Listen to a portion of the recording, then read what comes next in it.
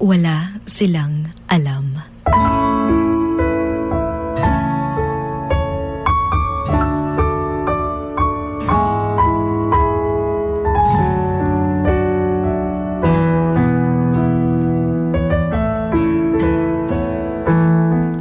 Wala silang alam kung ano yung mga pinagdadaanan mo araw-araw. Wala silang alam kung gaano kasakit yung mga nararamdaman mo ngayon. Wala silang alam kung ano yung kaya mong mga isakripisyo para sa pamilya mo.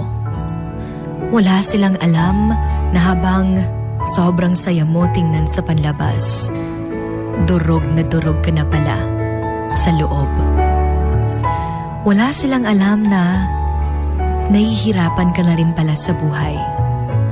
Wala silang alam na may problema ka ring dinadala na hindi mo alam kung malalagpasan mo ba.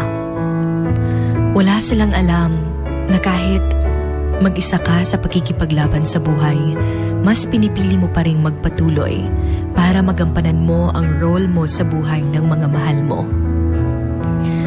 Akala kasi nila, lagi kang masaya kasi palagi kang nakangiti. Akala nila marami kang pera dahil may trabaho ka. Pero yung hindi nila alam, pagod ka na pala. Grabe tong magdungan, ang kakapoy, lungkot, kanang kamingaw, and disappointments. Nga wala ka kabalo sa situation. Samot na nga, layo ka sa imong pamilya para lang ma-provide ang mga kinahanglan nila.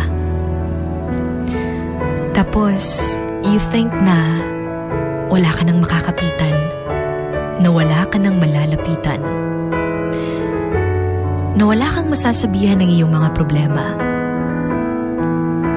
Pero alam mo, kahit ganun pa man, tuloy pa rin dapat ang laban. Dahil hindi ka nag-iisa. Because there are also some people who are fighting their silent battles every day. Still, they manage na tumayo sa sarili nilang mga paa. You know what? Sometimes, the strongest among us are the ones who smile through silent pain, cry behind closed doors, and fight battles that nobody knows about.